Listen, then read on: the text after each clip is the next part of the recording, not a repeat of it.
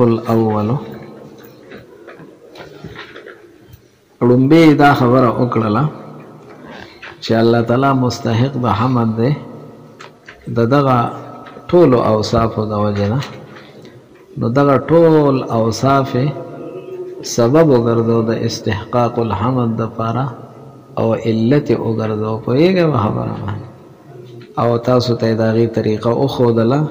چې کله یو حکم مرتب شي په یو وصف باندې نو دغه وصف د حکم د فاره علت ویږي نو الحمدلله کې د حمد حکم مون کړي په لفظ الله باندې لام د استحقاق د فاره دی چې الله تعالی مستحق د حمد دی ویږي خو یوازې الله تعالی نه داسې الله رب العالمین الرحمن الرحیم مالکی ویږي نو دا اوصاف ته اشاره درکړه چې دا علت شول او دا سبب شول د استحقاق اوس دغه سلور اوصاف نه دي دا فالوصف سره په بیانیه ده د هر یو وصف جدا جدا یوازې فائدہ بیانی یوازې پوهیږئ دغه هم مجموعي دا سلور واړه اوصاف دا علت د استحقاق الحمد د فاره اوس یو وصف باندې تذکره کی فالوصف الاول وصف اول رب لفظ وسو لبیان ما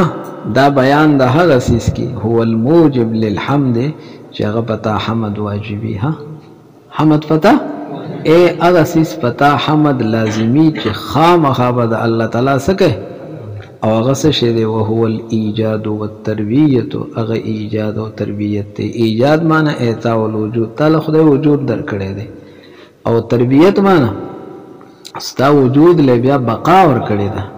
ته پیدا کړلې او استاد پیدا کولو نرست ستا وجود له سور کړل بقا نماته ګوره پټول نعمتونو کې عمده نعمت ایجاد ده ها او سده فسه تربیت ایجاد څه مطلب ستا وجود ده او ستا بقاول وجود ده افسه چې ته موجود او ستا وجود باقی د دنیا د هر نعمت نه ته فائدہ غستلی شي ها خو کله وجود نو یا وجود راغی خو بقا نو خو بیا وجود ختم شلو ته د یو نعمت نه پیدا نشي غستلی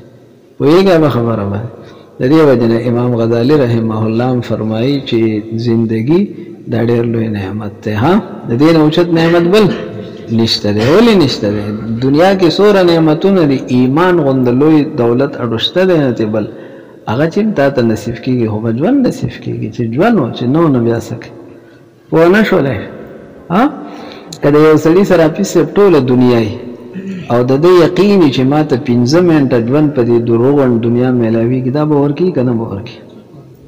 چې کله ورته پته ولګي چې را په بل طریقه ماته نه ملاوي کنه دا هم ټوله ورکی په نه شولای نو نن هغه وخت نن هغه ژوند دی هغه سکندې دي هغه منټونه دي زما واستانه دغه شانتي دي بس ورځ ډکه شوله او فرد ختم شوله سار شو ماښام شو سار شو ماښام نه شو دا خو دومره قیمتي وختونه دي چې سوا د امت ته دومره اسلاف او اکابر یا چې دا اوس را روان دي دا د بل څه نه د دې وختونو قدر یې کړی دی د دې وختونو یو سکند نه دی ضایع کړی ها دا اوس دا کم اکابر چې دا هم د کشان طالبانو ناس په دغه د وخت مناسب پوهېږه خبره باندې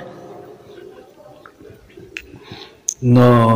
دا حالتونه دي زمونږ ها وثاني وثالث للدلاله على انه متفضل بذلك مختار فيه في السب دویم صفت الرحمن دریم الرحیم دا دواړه للدلاله دا د دې لپاره چې دلالت کوي علا په دې باندې چې انه متفضل بذلك الله تبارک وتعالى په دې رحم کې او په دې انعام کې په دې کې افسه او په دې تربیت کې په دې ټولو کې الله متفضل له ها سړي متفضل مطلب دا خالص ته الله فضل له ولې افسه مونږ مخکې ویلو کنه چې د رحمان معنا څه ده چې منعم حقيقي چې په خپل انعام کې انتها ته رسیدلی او لا لعوض بعوض نو خالصه مهرباني ده دا کنه نو الله تعالی متفضل فيه پس کې په تربیت دا ته چې موجود کړلې تعالی بقا در کړلا دې کې خالص الله تعالی متفضل دا خالص ته الله فضل ستاسو طرف ناغه ته دوره عوض نه دی میلو پوهیږي او ناغه غواړي او د دې سره سره په مختار فيه او د الله تعالی نه چې دا انعامات صادریږي نو دا د الله په اختیار پوهیږي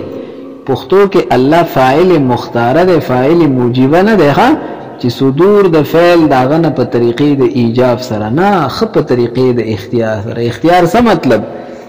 په کول او نه کول دواړه قادر ده اختیار دا دی چې زه اوس ناس یم او دا ناس ته په خپل خوخه ترکم او ادریګم ایا په خپل خوخه باندې دا ناس ته به حال فریدم دا اختیار ده ها پوهیږي او کنه زه په یو سیز باندې مجبور ما مستری من دې ته اختیار نه ویل کی نو دا الله تعالی نه چې دا سوره انعامات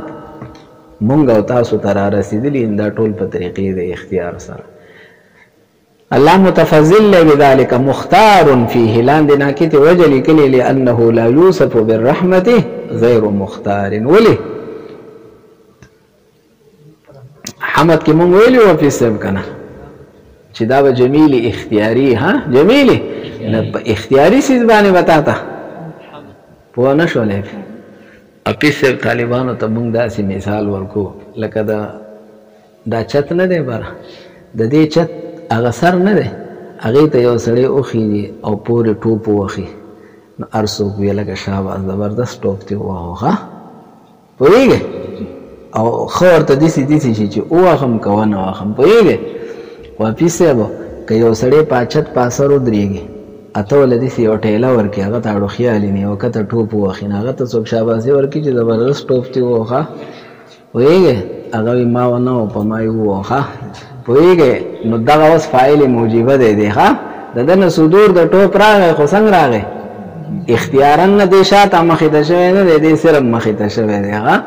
او دا بل وخم که اون وخم اوس په پښتو بو شوله نو ګوره ورته ليس يصدر منه دا الله تعالی نه صدور ناراضي د انعام لايجاب د وجده ایجابنا دا د فلسفه ورای دا اغي وای الله تعالی فاعل موجبه ده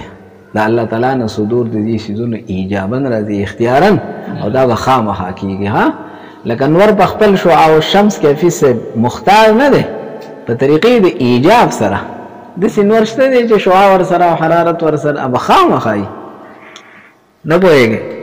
نه فلسفه وایي چې د الله تعالی نه صدور د انعام او د دې سيزونو دا ایجابن د اختیارن چې ایجابن شول فیس به اختیارن نشول نو موږ ورته وایو بیا الله تعالی مستحق د حمد سم شو هغه ټوف ولا تاسو مستحق د حمد هغه کوي هغه چې نو ایجاب په صورت کې خو استقرار ده په به نشوله او وجوب عليه عبارت تقول دا وجوب عطب ته په ایجاب باندې ليس يصدر منه لايجاب او ليس يصدر منه لوجوب عليه دا د معتزله ورای بیان افیسه معتزله وای په الله تعالی باندې اصلح للعبد چې د بنده په کم سیس کې صلاح دا خبره په الله تعالی سره واجب ده نه چې صدور د انعامات د الله تعالی نه کیږي نو دا په طریقې د ایجاب سره نه په طریقې د اختیار سره ده خو کوم اختیار ده وی دا په الله واجب ده ها دا په الله تعالی په نه شولې اول واجب ده قضیه بسوابق الاعمال دا بدلا او ادا د اعمال سابقه دا بسوابق الاعمال کې اضافت صفت موصوف ته دی یعنی بالاعمال السابقه ایتا چې کوم نیک عملونه کړی دي سابق اعمال دي نو بس دا دغه ادا ده دا دغه عوض دی چې خدای پاک تابانه سي کې احسانات په نه شولې ها دې پورې پوه شولې نمبر 2 چې نه الله متفضل مختار دی دا صدور ایجابي هم نه دی او صدور وجوبي هم نه دی پوهیږي دا حتی نه دی دا د منفي سره لګي ها څه سره لګي پوهیږي به خبره باندې حتى يستحق به ایک چرته دا نه دا حتی به ابتدائي شي حتی به شي او دا به متعلق شي هغه متفضلون او مختارون پورې ها الله تعالی متفضل دی مختار دی د دې وجنه مستحق د سده د حمد دی ولی که متفضل او مختار نشي ویږي نبی الله تعالی مستحق د سنه ګرځي د حمد نه ګرځي پوه شولای په خبره باندې استاسو محشي وجه لیکلی لانه لو كان صدوره عنه بايجاب فلا يستحق به لانه يكون كل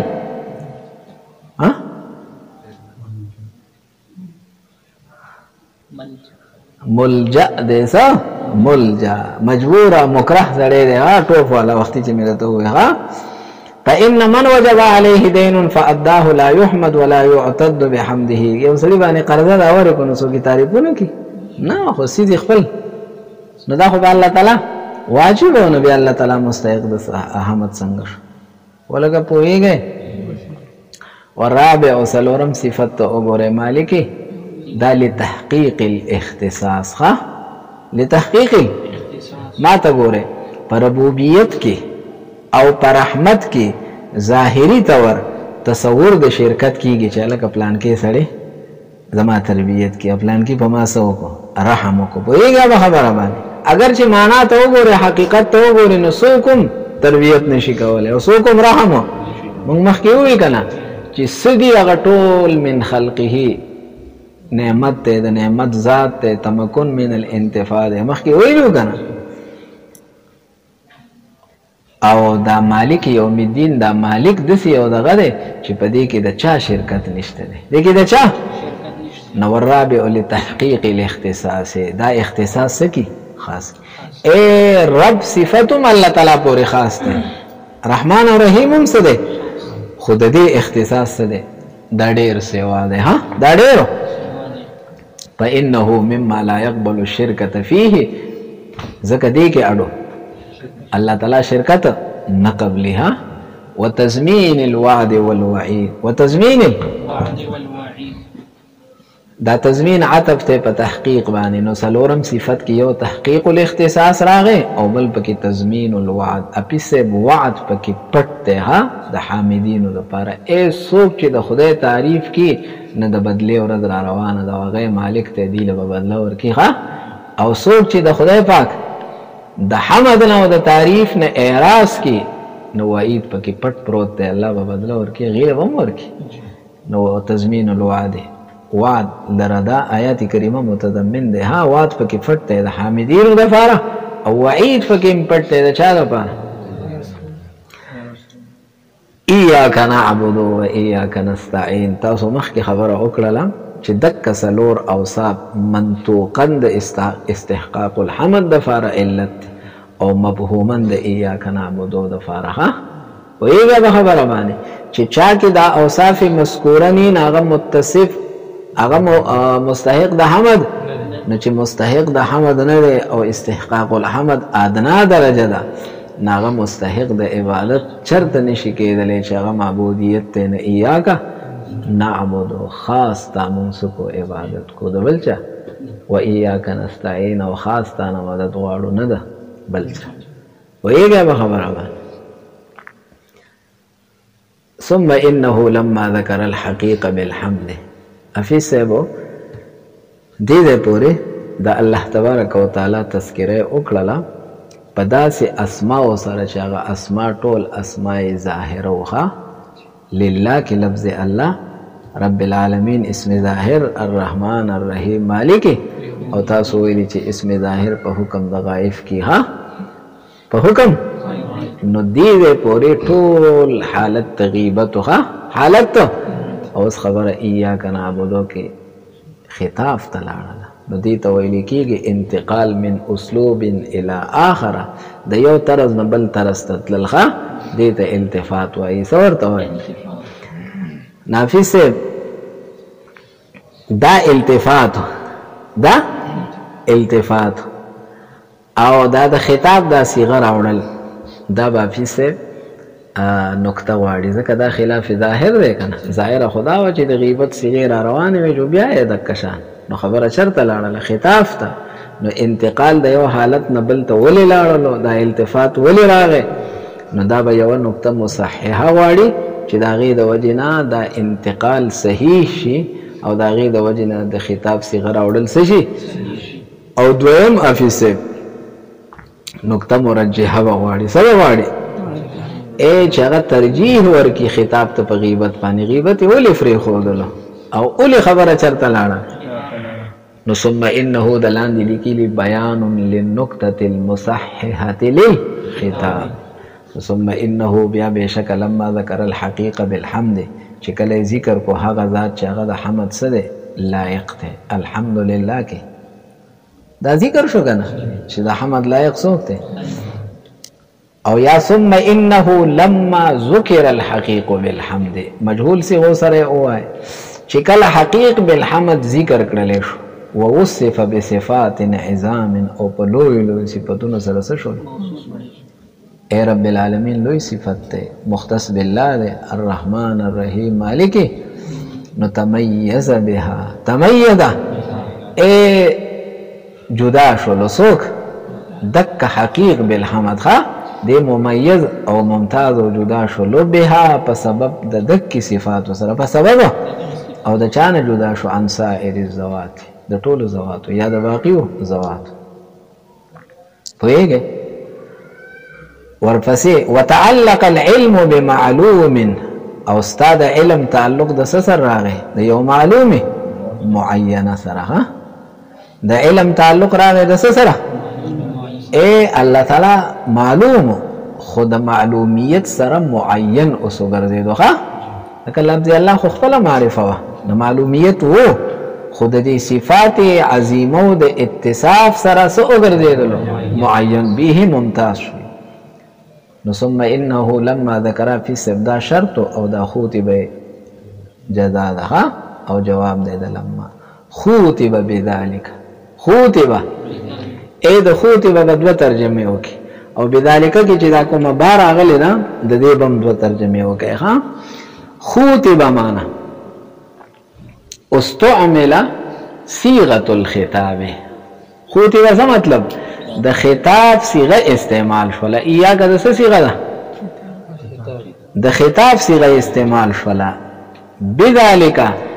بی نبی کې پیسه د با سببیه ده او ذالک کی اشاره د تمیز ته ده او د دې تمیز د وجنه د خطاب صيغه راوړل. اوس په شوله به خبره باندې ولی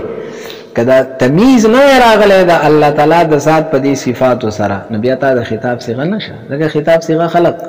دا چاته کې معین ته کنه مخاطب چې به مشار الیه ښکارې په شوله محسوس یا د خوتبه معنا به وکي د خطاب صيغه را نه وړله. خوتبه خطاب وکړل شو. خطاب هغه خطاب هغه توجیه الکلام نحو الغیر ولها خطاب وکړل شو بذالک په ایاک سره او بیا بذالک اشاره ستې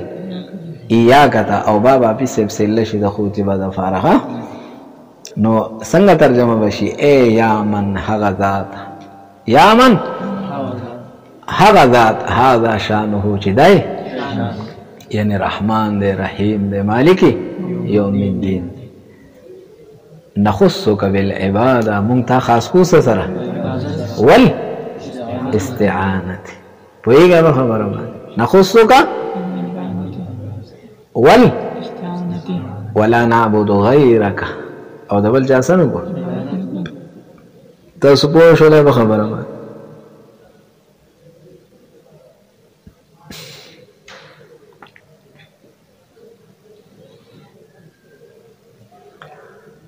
خا نخصك بالعبادة اپس عبادت د داخله د بچا باندې په مقصور باندې. ها نو دسی بشي چې عبادت مقصور کو تا پورې او ستانه متجاوز کوی نه بل چا ده او دک کرنګ استعانت مقصور کو تا پورې الکه دسی نه چې تا خاص کو بس پورې نه عبادت تا پورې خاص کو. پښتو کې معبودیت تا پورې خاص ده. معبودیت لکه مخ کې معبودیت او مستعان منه هم تی بل سوکو نشته. نګوره ورته نخصك بالعباده ول ليكون کې اپس د علام تعلیلی ده او دا متعلق ته خوتبه پورې. څه پوره پوه نه شولې او دا به پیسه هغه نقطه شي چې کومه مرجحه للخطاب ده پوهېږې به خبره باندې اپیسه د خطاب صيغه ولې راوړلې شوله ليكون ادل دې دپاره چې دا ډېر دلالت وکړي علل او د چا نه ډېر دلالت وکړي لاندې ناکد من الغیبة مفضل علیه ذکر کړی دی ها ما ته ګورې تقدیم ما حقه تاخیر یفید الاختصاص کنه نه کده ایاک په ځای باندې ایاهو او نه اومغه تقدیم راغی نو څه پیدا کړلو اختصاص او اوس په ایاک کې هم څه دی لکه فرق پکې څه دی نه فرق دا دی چې دا ډېر دلالت کوي په اختصاص او هغه کم لکه دا ولې ډېر کوي نو ما ته ګورې مونږ چې دا ایاک صیغه راوړې ده همدام خلاف ظاهر راوړې ده پکار خو ایاهو خو ایاک هم ولې راوړلو ولکه د دغې اوصافو د وجې نه د دغې اوصافو د وجې نه الله تعالی ممیز شولو نو ځکه هم څه راوړلو نه ایاک تش راوړل نه دي ایاک سره به دا ټول صفات ملحوظ کې نو په دې صورت کې د اختصاص باندې هم دغه راغی خو د اختصاص سره د اختصاص علت ته اشاره هم راغله پوهېږې الله ولې عبادت ولې الله تعالی پورې خاص دی ځکه رب العالمین دی ځکه رحمان دی ځکه رحیم دی ځکه مالکی او دا څلور صفات د ایاک نه معلوم شو ځکه ایاک چې موږ ایاک راوړو نو خطاب ځکه هم راوړلو چې د دې صفاتو نه الله تعالی او چې ایاهم ویلې وي نو بیا به دا هو ضمیر صرف ذات ته راجع او بیا به کې اوصافو او علتونو ته اشاره نه وښه نه د غیبت په صورت کې اختصاص شته دی اوس هم شته دی خو اوس سره د دلیل نه سره اختصاص دی نو دا عدل شو والترقي من البرهان الى العيان او دا فیصد دا ترقی د برهان نه څه ته لاړله عیان ته ښه فیصد تر اوسه پورې براهینو ښه دا سوره اوصاف چې دي دا ټول د الله تعالی په ذات باندې براهین او ادله وخه ټول سو نو خبره د برهان او د دلیل نه لاړه لسته عیان تبیخي الله تعالی ته عیان او مشاهده او مخامخ شول ها په نه شولې نو دا ترقیب په دغه باندې عطف شيخه ليكون الخطاب ادل على الاختصاص پوهیږي او بلوا ترقی براشی د برهان نستا او انتقال به د غیبت نه شهود تراشی ښه او انتقال به د تر اوسه پورې غیبتو غایب صیغه وي اوس خبره څه تلاړه شهود افیس فرق پکې څه شولو په برهان او په عیان کې او په غیبت او په شهود کې شهود څه ته ویل کېږي حاضر ده کنه نو حاضر سي هغه عیان کنه مشاهده د دې دوانو منځ کې نو ما ته ګوره ستاسو حاشیې چې کوم دی نه فرق بیان کړی دی ښه دا صفات مذکوره نه دي ما ته ګوره رب العالمین رحمان رحیم مالکی یوم الدین اپیسبو دا که په دې حیثیت سره والی چې دا ټول په آیات آفاقیو باندې سکی دلالت کی بره بځې کته بځې ټول کائنات باندې سکی دلالت کی سوره دلالت نو بیا دې صورت کې اپیسب ترقی د برهان نه ستر علاله عیان پوهیږي رب العالمین الرحمن الرحیم مالک یوم الدین د کائنات کې ګوره نو دا ټول صفات چې دي نو دا دلالت کی په دلایل آفاقیو باندې په دلایل او دغه دلایل آفاقیه دا برهان دی د الله تعالی د وجود او دا دلیل دی چې الله تعالی شته دی پوهیږي به خبره باندې خو ما ته ګوره په دې کې هر یو چې دی که رب العالمین دی که رحمان دی که رحیم دی که مالکی نو ما ته ګوره هر یو د الله تعالی تعقل راولي الله تعالی تصور راولي ته چې الله تعالی داغه تصور او تعقل کینو ذات سره خو نشي کولای په صفات سره کوي کنه نو په دې صورت کې چې کوم دی نه خبره بیا د غیبت نه چرته لاړل شهود انتقال د غیبت نه چرته لاړل اوس په پوه شولې نه پکأن المعلوم صار عیانا کم ذات چې تاته د مخکې نه معلوم او هغه اوس عیان او مشاهده شو والمعقول او کوم ذات چې تاته معقول معقول څه مطلب اے تای تصور په دې صفاتو سره ګوره ذات سره الله تعالی معقول نه دی ښه نه مشاهده نه سو ګرځیدو